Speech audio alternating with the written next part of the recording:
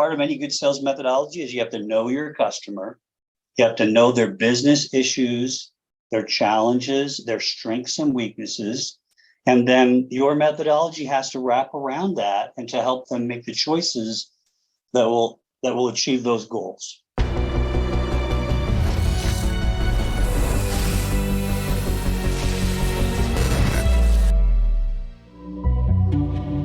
Hi, everybody. It's Dave Elsner, the tech sales coach, again, here with Adam Petrovsky.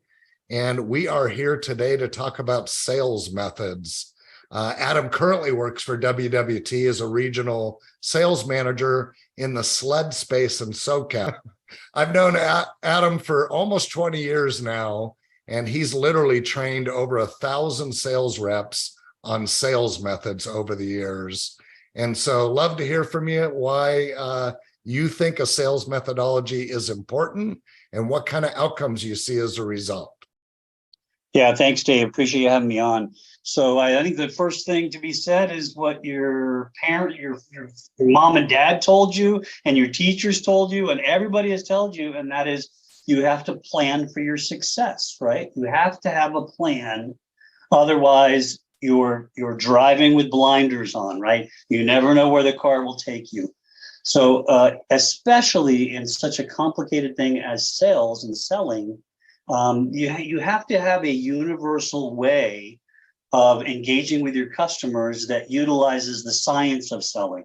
So we all know that there's some science of selling, there's some art of selling, there's some timing, there's some good luck. All of those things together go into a successful sale. But you have to start at that basic component of sales methodology. And so I'm a big proponent of sales methodology. I have been through almost every sales methodology class that there is.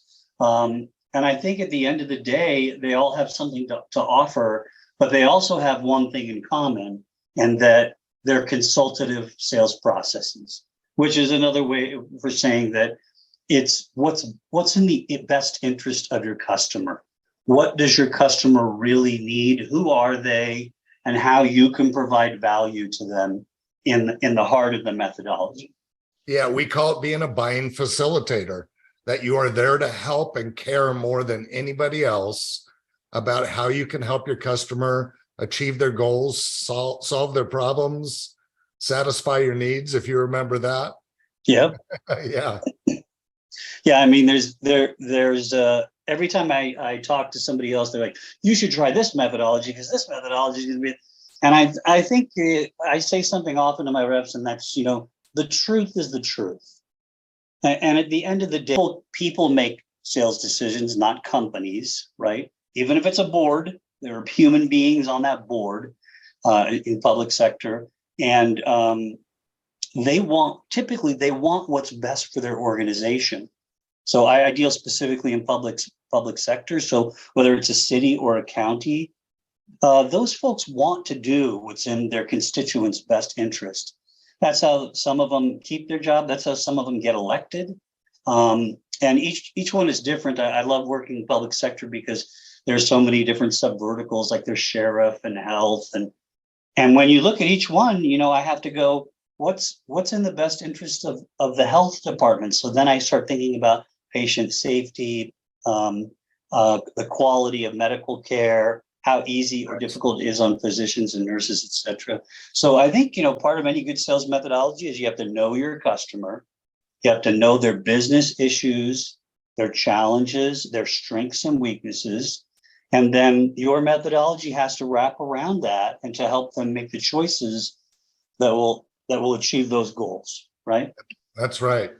Yeah. And I think something that we both learned early on, the first time we trained our sales force, we kind of used a generic sales methodology. It was a great method, but it was the role plays where we were selling to ABC company and we were selling some widget.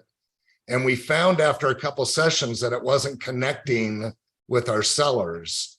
And so that's when you and I really hunkered down and came up with, let's put our solutions into the methodology. Let's customize the messaging, the sales ready messaging, so that when we're doing role plays, it connects better with the sellers. I remember that. That was a big difference. Yeah, we got a lot of better outcomes as a result. I think it also helped our sellers with putting a vision in their mind about the use cases that they were selling, That's and right. therefore it put them in a better position to help their customers by sharing success stories and how other companies have used it to benefit. One of the things I tell my salespeople all the time, and they have a tendency to go down in the way they talk, try to talk technical, or I say, what's the real goal? And they give me a technical goal, and I go, no. What's the real goal of the organization? And so, for example, in law enforcement, because we do a lot of sheriff and police, Yep. if you talk to a chief of police and you said, what's the most important thing that you want to accomplish, as a law enforcement captain or sheriff, the answer isn't, I just want to lower the crime rate, or I want to use technology.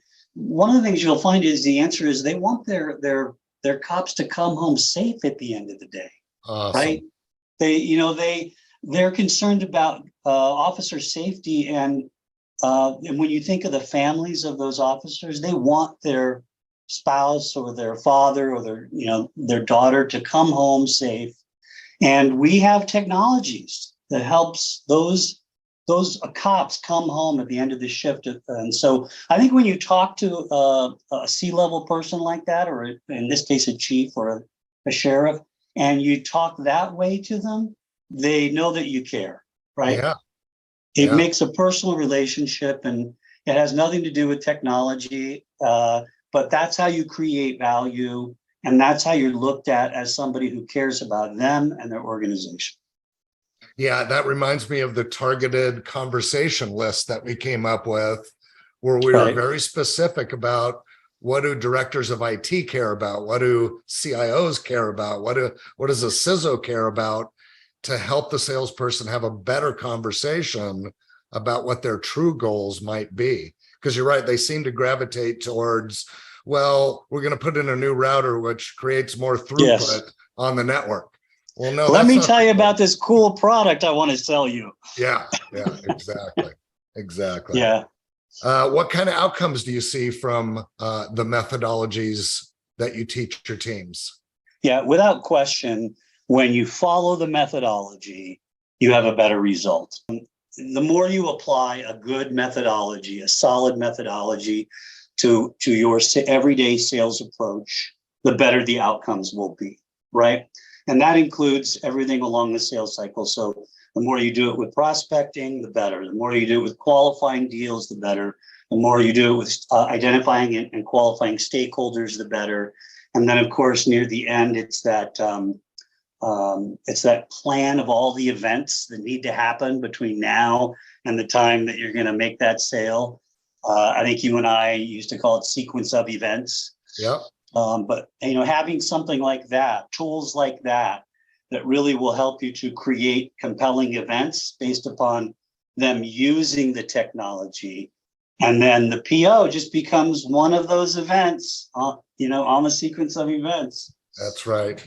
I do love the tools, the follow-up letters, where you capture their goals, current constraints, your capabilities, and then it always creates action. So you can judge qualification by engagement, and that you're always creating action with that sequence of events. So that was one of the most positive outcomes was, you're right. You got to connect yourself as a person to the methodology and have a receptive customer, but you also have to drive that engagement. And so that you're constantly, in essence, qualifying, so that you're right, the PO just becomes a natural sequence of the events.